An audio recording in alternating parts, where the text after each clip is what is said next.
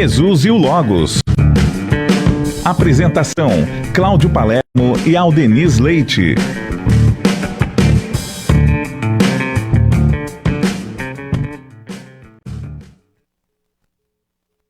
Olá, seja muito bem-vindo, seja muito bem-vinda ao programa Jesus e o Logos, começando ao vivo para você, aqui pela Rede Boa Nova de Rádio, pela TV Mundo Maior. Eu sou o Júlio Sena e hoje estarei aqui no programa Jesus e o Logos, junto com o nosso querido doutor Aldeniz Leite. Seja muito bem-vindo, doutor Aldeniz. Obrigado, Júlio. Bom dia. Bom dia aos nossos internautas, aos nossos companheiros e companheiras que sempre nos acompanham aqui no programa.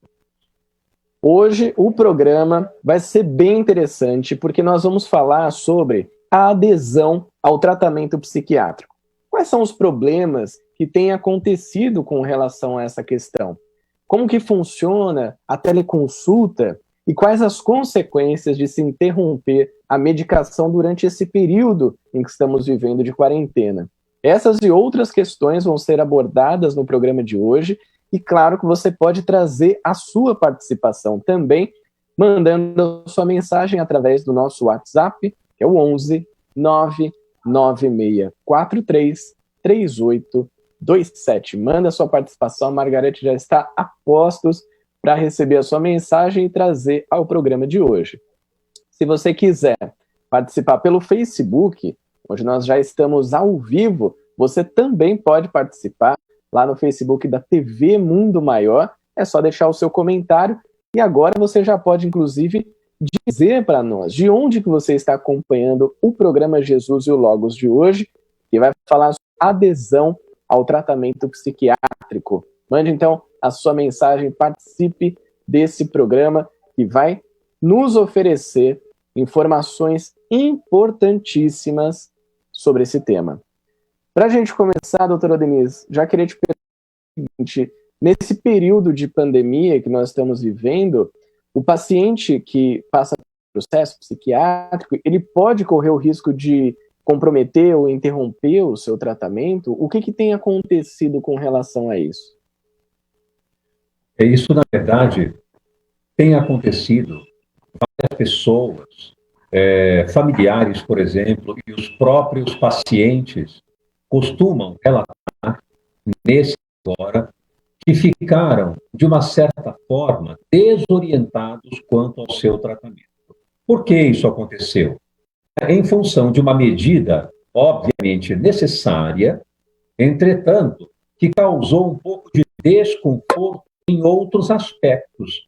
Por exemplo, o confinamento, o isolamento social, predispõe, de certa forma, uma certa ruptura, embora não deveria acontecer, mas provoca uma certa ruptura do paciente com o médico, em função de que, na consulta psiquiátrica, por exemplo, por ser um estilo de consulta um pouco mais em nível de privacidade, intimidade, onde o paciente leva ali suas emoções, suas dificuldades, de que muitas vezes tem vergonha, é uma consulta algo diferente do que uma consulta clínica convencional.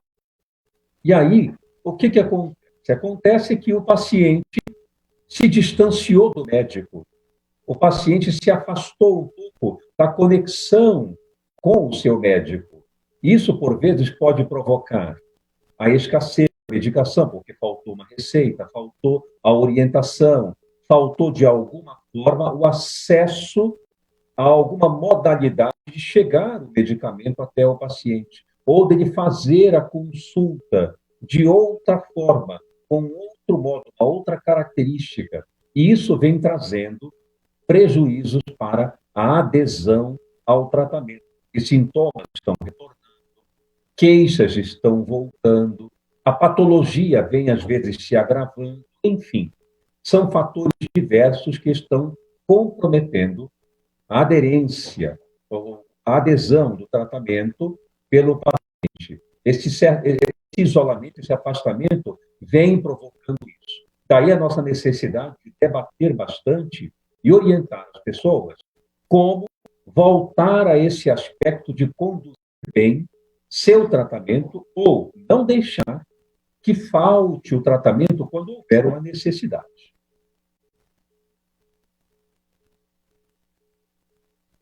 Perfeito. A gente já então tem uma de tudo isso que está acontecendo. Eu quero já trazer, então, algumas participações, Denise. Eu tenho certeza que daqui a pouquinho vão chegar as primeiras perguntas sobre esse tema, porque ele é um tema realmente bastante necessário nesse momento, né? Muitas pessoas são pacientes psiquiátricos ou mesmo pacientes que tinham algum outro tipo de tratamento e têm dúvidas de como a gente pode continuar nesse processo. A gente tem aqui conosco a Cláudia Queiroz, mandando um bom dia, o Nivaldo, lá de Resende, Rio de Janeiro, a Regina Prata, nossa produtora, está por aqui também, Luiz Eugênio Lico, e também a Edna Tito, de Limeira, a Cristina Barbosa, bom dia, está acompanhando de Capanema, no Paraná, a Elaine Struder, bom dia, queridos, ela é da Vila Carrão, também aqui com a gente a Renata Vanucci, doutora Denise e Júlio Sena, melhor programa, obrigado, Renata, pela sua participação. Obrigado. Também aqui de Lu Silva Góes, bom dia, é de Conde, lá na Bahia, participando com a gente, muitas pessoas se conectando para entender sobre esse tema, né, do tratamento, adesão ao tratamento psiquiátrico.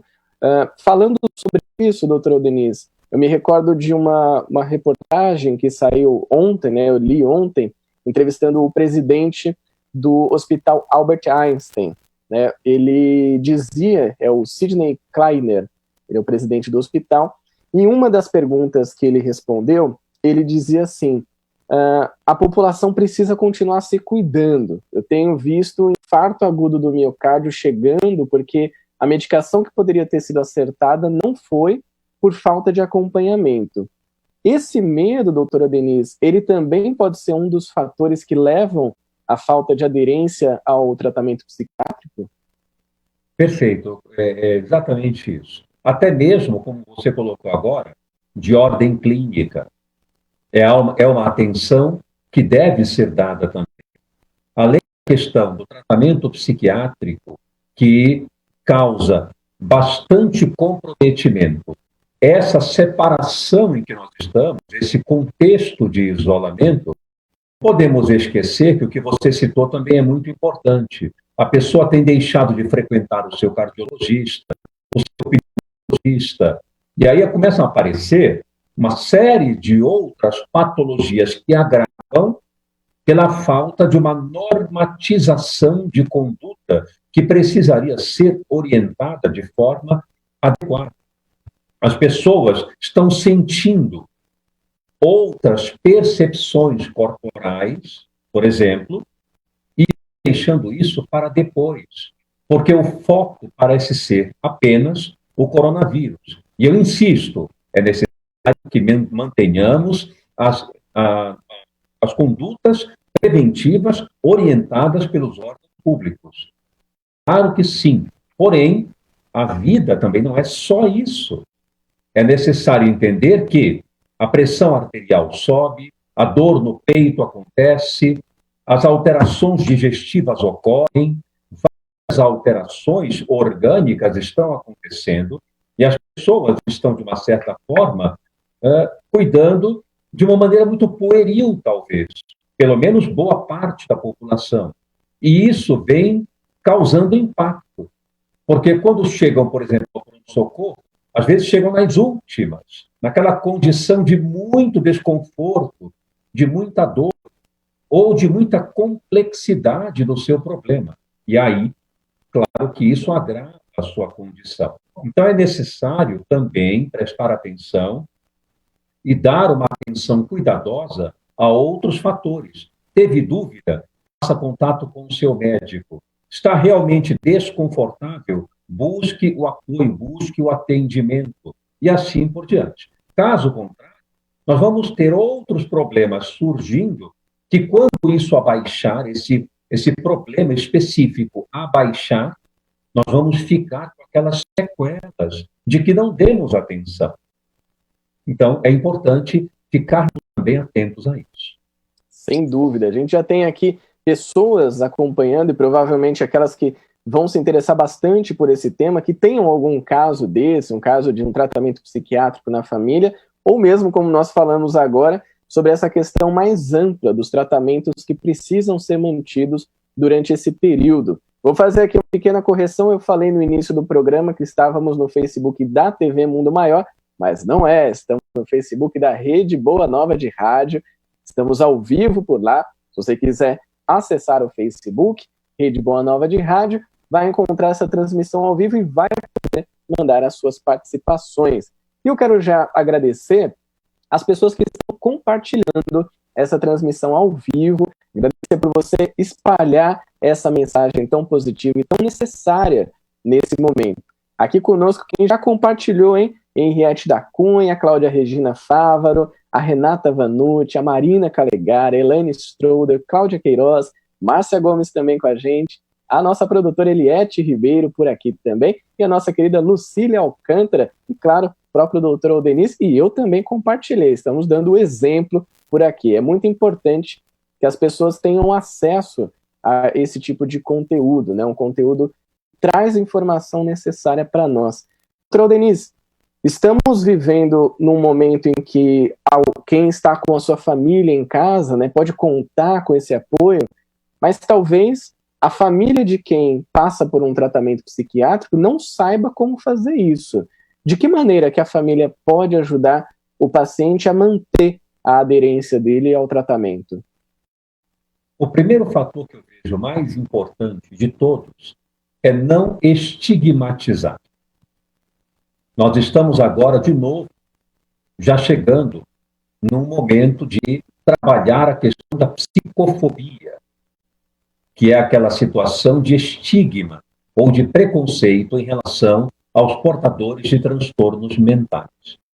A família também passa por isso, embora, claro, ame aquela pessoa, se interesse por ela, é natural e é óbvio, mas, intimamente, todos nós guardamos conceitos, ideias, concepções que são distorcidas da realidade.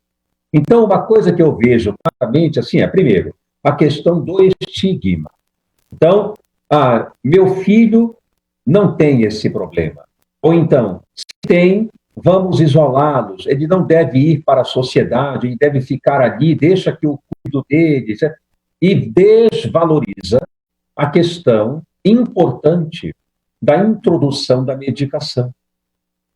Frequentemente eu vejo dizendo, por exemplo, assim para mim, mas, espera um pouquinho, meu filho vai ter que tomar esses remédios? Não, ele não é louco, ele não tem esse problema tão sério assim. E aí interpreta, por exemplo, uma coisa que é muito distorcida, e isso é até importante a gente comentar, que é assim, remédios, ele não vai tomar, porque esses remédios são muito fortes. Então, eu quero deixar claro aqui uma coisa importante, não existe remédio forte e remédio fraco. Existe o remédio que se identifica com a patologia e traz aquele benefício específico, enquanto existem outros com os quais a pessoa não se identifica. Não surtiu o efeito que ela esperava, ou que o médico que prescreveu esperava. É necessário fazer mudanças. Isso é perfeitamente normal. Mas não existe remédio forte e remédio fraco. Existe o remédio que produz o efeito e aquele remédio que não produziu o efeito a contento. Simplesmente isso. Né? Isso, naturalmente, quando orientado pelo profissional adequado. E não pelo vizinho, pelo parente, pelo profissional. Claro. Então, o primeiro ponto é não estigmatizar. Segundo ponto, não negar.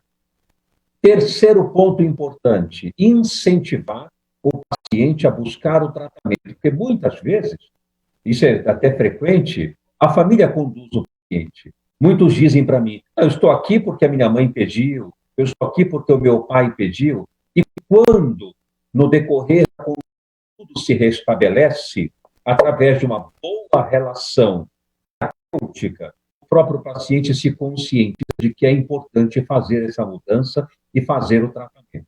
Então, esses três aspectos eu considero muito importantes. Não negar, não estigmatizar, incentivar, buscar o tratamento e tomar a medicação conforme orientação médica. mesmo supervisionando a tomada da medicação em casa quando é necessário, em algum nível de patologia onde a pessoa perde a noção cognitiva, precisa desse apoio. Então, a família deve incentivar, dar a medicação, checar a situação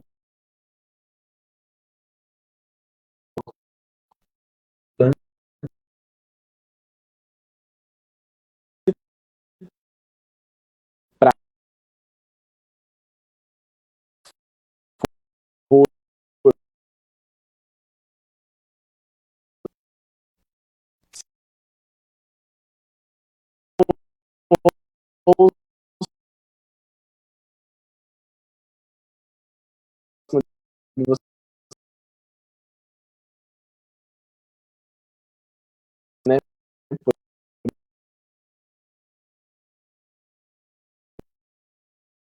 E aí,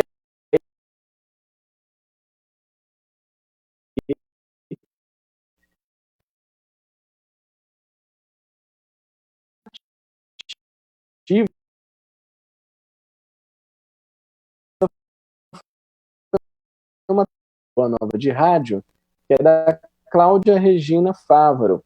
Ela disse o seguinte, doutor Denise: muitas pessoas não têm como procurar seu médico, porque na rede pública, às vezes, as pessoas passam por vários médicos quando conseguem ser atendidos. Acredito que, principalmente nessa época, está muito mais difícil conseguir encontrar um médico. Como que é esse processo, doutor Denise? Quais são as alternativas que as pessoas podem buscar para serem atendidas? Nesse período, especificamente nesse período, tem se preconizado agora alternativas que eu considero muito importantes e trouxeram, sim, um benefício muito grande, inclusive de acesso ao profissional para tirar dúvidas, para conversar, para fazer a sua consulta, para interagir de alguma forma, para realizar a psicoterapia, que são as modalidades virtuais. Isso é importante nós comentarmos, pelo fato de que, por algum tempo agora, ainda por um certo período, será quase a forma mais adequada de contato, principalmente naquela população de risco, os mais idosos, a partir de 60 anos, aquelas pessoas que têm doenças pulmonares, doenças como diabetes, hipertensão, limitações físicas e tratamentos específicos como quimioterapia, radioterapia, tratamentos que debilitam a condição imunológica ou doenças que favorecem a invasão de micro-organismos. Então, essa população específica, que não é pequena, deverá ter acesso, claro, a modalidades de tratamento, no caso, a consulta psiquiátrica, por meio do que chamamos de teleconsulta, através dos meios de comunicação virtual.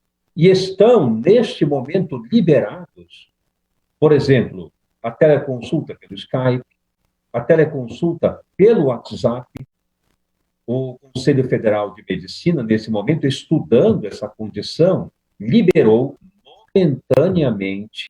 Isso está passando por uma grande revisão, está passando por um grande estudo para, mais tarde, deliberar aquilo que realmente será como norma de conduta, de como será, no futuro, a teleconsulta, consulta presencial, porque é bem verdade, Júlio, que nada substitui o contato presencial entre o médico e o seu paciente.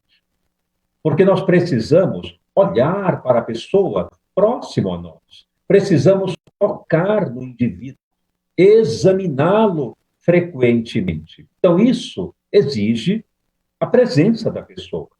Porém, em certas situações especiais, como agora está acontecendo, a pessoa não pode ficar sem atendimento, não pode ficar sem uma orientação. Então, aí estão os meios virtuais, hoje liberados, para uso do profissional competente, o médico, o psicólogo e assim por diante, para dar atenção ao seu paciente por meio da teleconsulta. E essa é uma modalidade que eu deixo aqui claro, é necessário ser explorado. Precisamos fazer isso. E aí, nós fazemos que a medicação, a receita médica, possa alcançar o paciente por meios seguros de transporte, onde o médico faz a receita original, carimba aquela receita e faz essa receita chegar ao paciente. Isso é totalmente hoje permitido por esta fase apenas.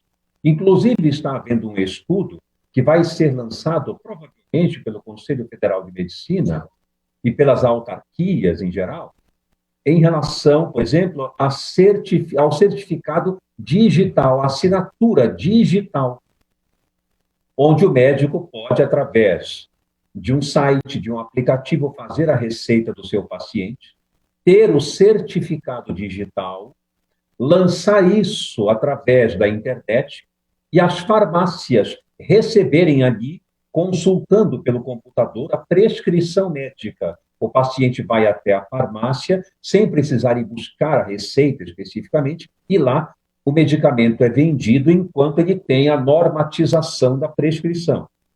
Então, tudo isso está sendo feito para facilitar a vida das pessoas. Brevemente, isso vai ser regulamentado. Dentro de 10 a 15 dias, essa normatização já está saindo. Mas, no momento, o médico utiliza recursos do transporte, de vários meios, para fazer chegar a receita ao paciente. Então, a telepsicoterapia e a teleconsulta psiquiátrica são meios de que hoje seguramente devemos dispor para o atendimento médico de que o paciente precisa. E não devemos deixar de usar esse recurso. Caso contrário, a adesão se quebra. Como vai ficar o tratamento? A orientação, a chegada da medicação. Não se pode liberar medicação sem saber como o paciente se encontra, sem fazer uma avaliação, uma consulta. Então, tudo isso está sendo facilitado para que o paciente tenha o tratamento adequado. Eu vou trazer aqui mais algumas participações, doutora Denise. A Lúcia Mello está nos assistindo lá de Mossoró, Rio Grande do Norte. A Elaine Cozin de Matão mandando um bom dia também. A Marina Calegari lá de Uberaba, Minas Gerais. Conosco aqui a Graça Andrade, de Campinas. A Deise Mansano, nossa querida comunicadora. A Márcia Gomes. E a Dora Reis também mandando o seu bom dia. A Ângela Pontes com a gente. E a Deise Florencio lá da Pensilvânia, falando aqui um tema muito importante. A Elaine Cozin, ela mandou aqui para a gente, doutora Denise, uma participação que tem a ver até com a primeira mensagem, a mensagem da Cláudia. Ela diz o seguinte: realmente, na rede pública é complicado. Aqui na minha cidade não tem psiquiatra. Meu pai fazia tratamento de esquizofrenia, agora não faz mais, porque não tem médico na rede pública e não temos condições de pagar um. Como que fica nessa situação, doutora Denise, aquelas pessoas que estão numa situação em que não podem ter acesso àqueles médicos? Existem meios para que esses pacientes sejam atendidos? Essa é uma situação bastante complexa mesmo. Há uma escassez de profissionais de saúde mental, particularmente o psiquiatra, na rede pública. Isso ainda acontece, né? Aqui, por exemplo, aqui em São Paulo, o acesso já está um pouco mais amplo, em função, por exemplo, do programa de saúde da família e outros métodos de oferecimento de tratamento, como os CAPs, nós encontramos o psiquiatra com mais acesso. Mas existem regiões onde a escassez é tamanha, é imensa. E aí, eu sempre coloco uma coisa importante, que é capacitar quanto possível o generalista no programa de saúde da família, por exemplo, o clínico geral, que está em contato constante com esses pacientes na porta de entrada da busca de apoio, capacitar esses profissionais para darem o atendimento em nível de atenção primária. A atenção primária também envolve a saúde mental. Saúde mental em nível de atenção primária, isto é, aquele que o generalista alcança de imediato, o clínico geral recebe logo de frente, essa capacitação desses profissionais é essencial, porque, frequentemente, muitos casos de depressão, depressão leve, muitos casos de transtornos de ansiedade, onde o paciente não está, por exemplo, polimedicado, não experimentou muitas medicações, não deu certo, isso acontece. Às vezes pegamos um paciente, por exemplo, que já tomou 4, 5, 6 medicações diferentes, não acertou, como se diz, como ele mesmo conta, não acertei com nenhuma, não deu certo. São pacientes polimedicados, portanto, que têm um comprometimento da adesão, um comprometimento da aceitação, uma resistência terapêutica maior. Esse é o caso do psiquiatra.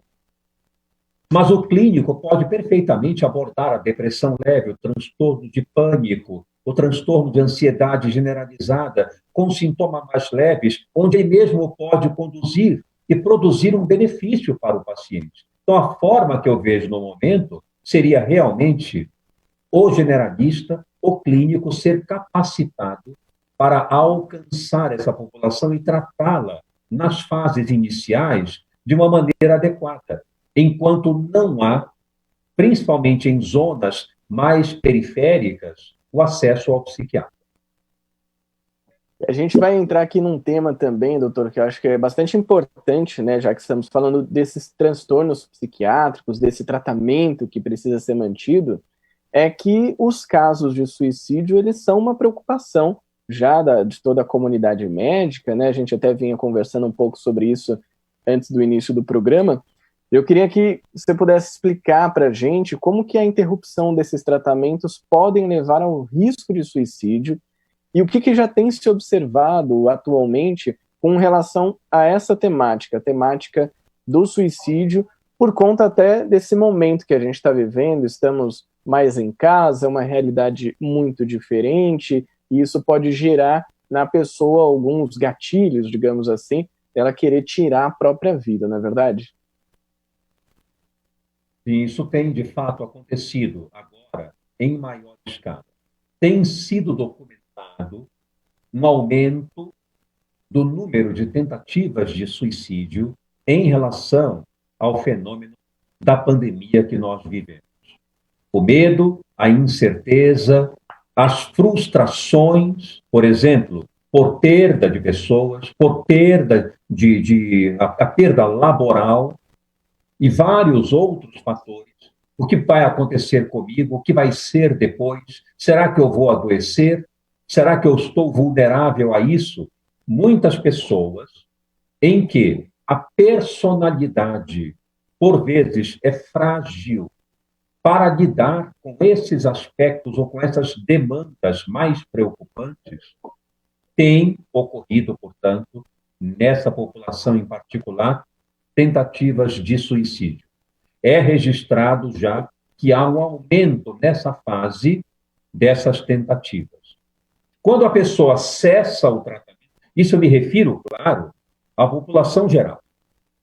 Mas na questão da pessoa que faz tratamento psiquiátrico, isso se agrava muito mais. Você tem uma ideia? Quase 10% dos pacientes portadores de esquizofrenia tentam o suicídio. Na depressão, também é uma taxa próxima disso. No transtorno de ansiedade, de uma maneira geral, é da ordem de 4, 5%. Na depressão, na esquizofrenia, 8 a 10%. 10 em cada 100 pessoas há um risco muito aumentado de tentar o suicídio. E essa é uma taxa muito preocupante, muito significativa. Isso quer dizer que, quando nós oferecemos um tratamento adequado, fazemos a orientação chegar até o paciente, por quaisquer meios possíveis, fazemos, então, uma relação terapêutica ser constituída de maneira sadia, próxima, autêntica, verdadeira, honesta, é óbvio que isso vai minimizar o impacto. E o alerta que eu deixo, por exemplo, para aqueles que não fazem tratamento psiquiátrico e estão, por exemplo, de frente com essa pandemia. Profissionais de saúde, colegas que estão, nesse momento, atuando de maneira intensa sobre os pacientes vinculados à Covid-19, enfermeiras, enfermeiros, técnicos e outras pessoas que estão vinculadas a algum nível de atendimento de frente. Não deixem de buscar apoio, não deixem de buscar ajuda. Nesse momento é necessário dividir os nossos sentimentos, repartir as nossas aflições, as nossas inquietações. Eu fico imaginando o quanto pessoas hoje, particularmente os profissionais que estão na luta contra o coronavírus, silenciam suas angústias, suas dores, seus problemas familiares, suas ausências, seus conflitos conjugais, suas preocupações com o adoecimento do familiar, em fazer o familiar adoecer, por exemplo, por ser um veículo da contaminação, ou por receber do familiar aquela estigmatização, não chega perto de mim, não vem aqui, não fala comigo, eu posso pegar de você. E aí a solidão toma conta, e a pessoa sofre, mas diz para ela mesma, não, eu tenho que ser forte e tenho que enfrentar isso. Só que a realidade não é essa. A realidade interna é uma bomba relógio que logo mais vai explodir. Então é necessário buscar ajuda, conversar mais sobre isso, dividir, e se necessário, caso seja realmente o fator, buscar auxílio profissional, se for necessário. Quero trazer aqui mais participações, chegando pelo nosso WhatsApp. A Beth Monzani, do Jardim São Paulo, mandou aqui: bom dia, amigos, irmãos, a porta sempre estará livre para vocês. Obrigado, Beth, estamos muito próximos aqui, ela está no Jardim São Paulo, eu estou aqui na Parada Inglesa, estamos pertinho. Aqui também participando com a gente a Fátima Mendes Rosa, ela é de Pouso Alegre, sul de Minas Gerais. Bom dia, amigos queridos. Esse programa é vida. Compartilhe no Facebook também, todas as semanas. É a luz no ponto mais alto. Gratidão. Obrigado, Fátima. Obrigado pelo seu carinho, pela sua participação aqui conosco pelo nosso Facebook. A Denise Moreira, Maria José, também a Maria Margarida Saraiva, mandando o seu bom dia. E a Maria Aparecida Barretos. Concordo. O ser humano já se mostra frágil em situações de isolamento. Interessante essa mensagem, doutor Denis, da nossa ouvinte e telespectadora Maria Aparecida Barretos, porque ela fala dessa fragilidade do ser humano, e nós estamos tratando aqui justamente daqueles pacientes que são pacientes de um tratamento psiquiátrico. Mas e como fica a situação das pessoas que talvez não tenham essa questão psiquiátrica, mas que precisam de uma psicoterapia, que precisam de um acompanhamento também, para conseguir manter minimamente que seja o seu equilíbrio emocional, o seu equilíbrio até espiritual nesse momento? A psicoterapia online é uma alternativa e ela tem os mesmos efeitos que o contato presencial? É uma boa pergunta essa. Vou começar pela questão da fragilidade. Nesse momento eu me recordo de Paulo de Tarso, quando disse que quando eu estou fraco, é justamente quando sou forte. Essa colocação paradoxal, ela é totalmente de caráter psicológico. O que ele quis dizer com isso?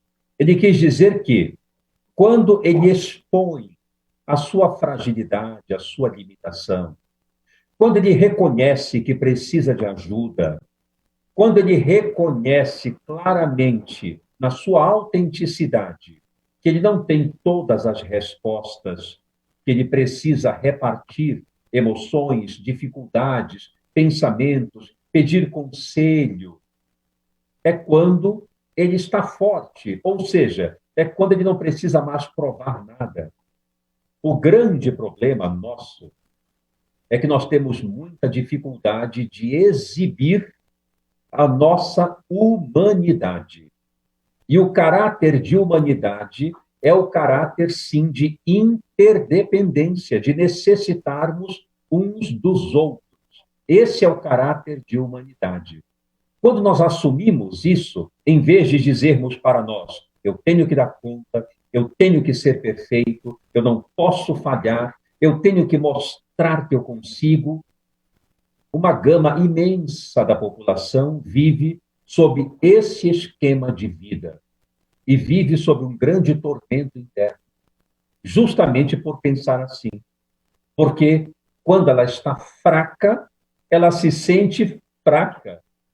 Ao contrário de Paulo de Tarso, quando eu sou honesto comigo, quando eu sou vulnerável como qualquer outro ser humano, aí sim eu estou bem, porque não preciso ser duro com nada.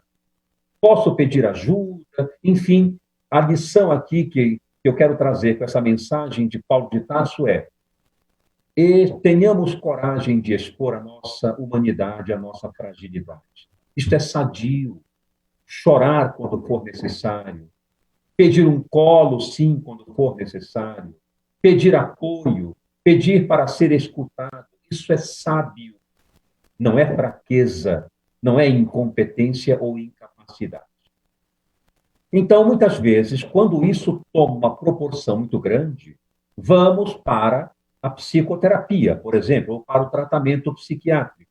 E, no caso, a telepsicoterapia hoje, nesse momento específico, eu sempre friso isso porque isso pode mudar daqui a pouco.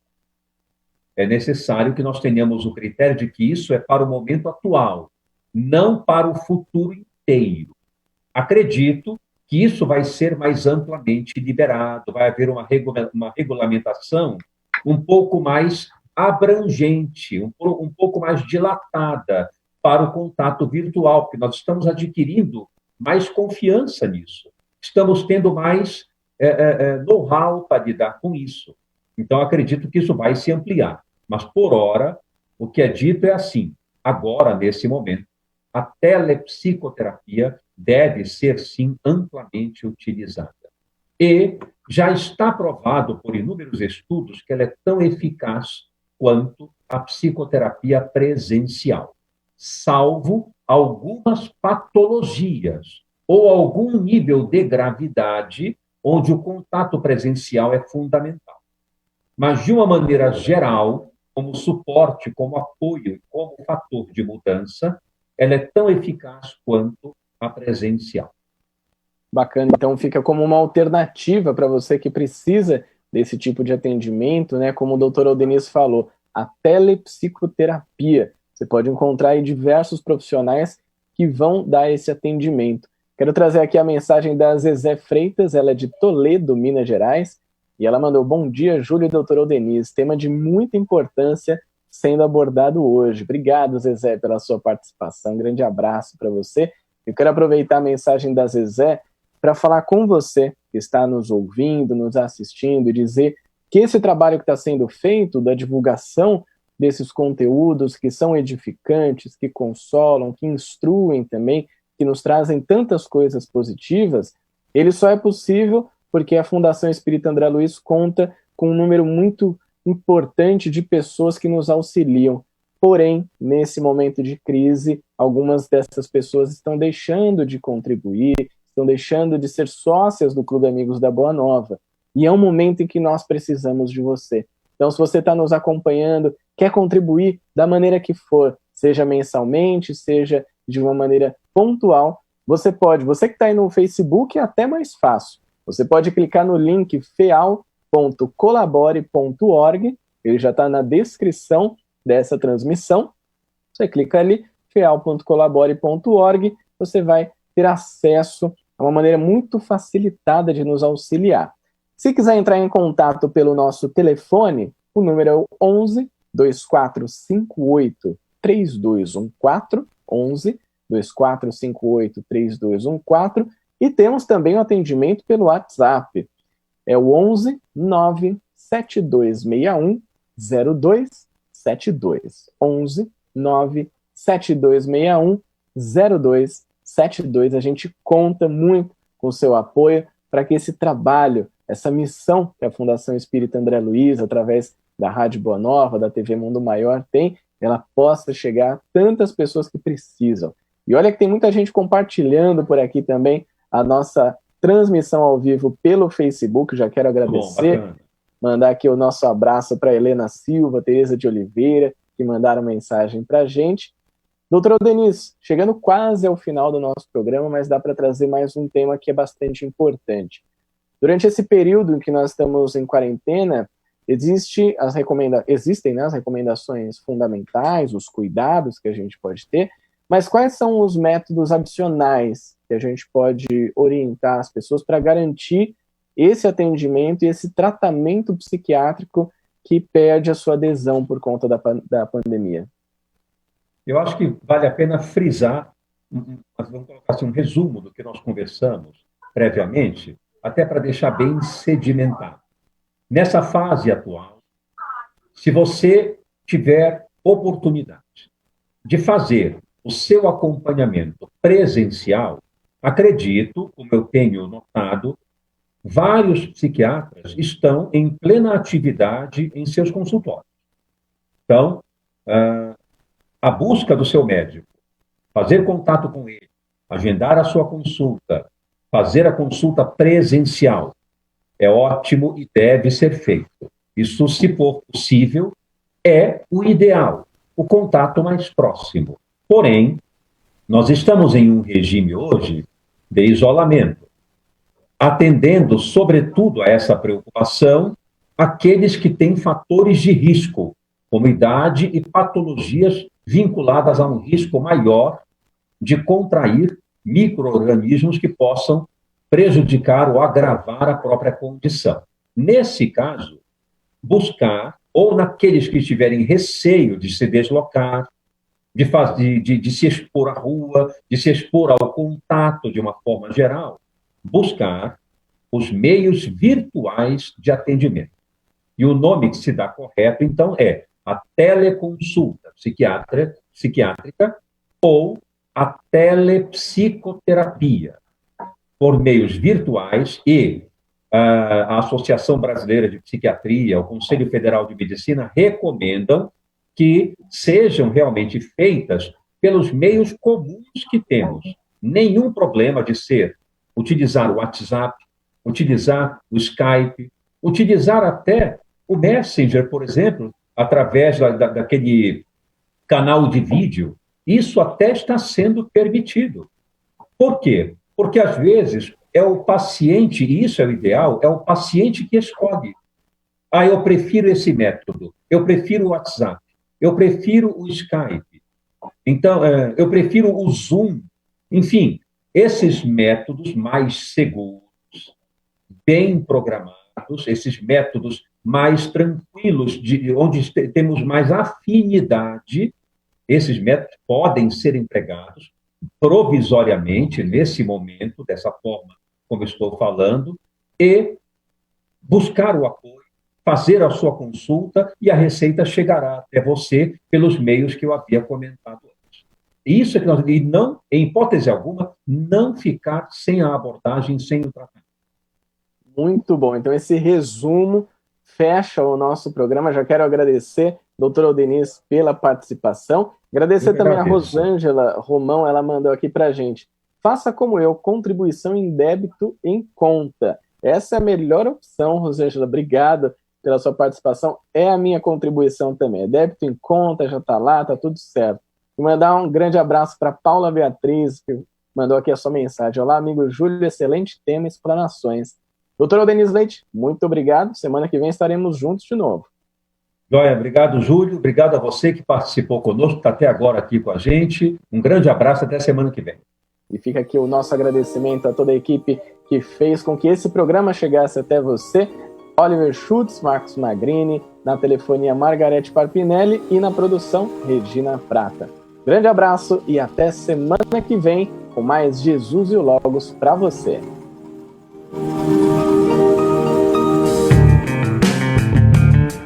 Você acompanhou Jesus e o Logos,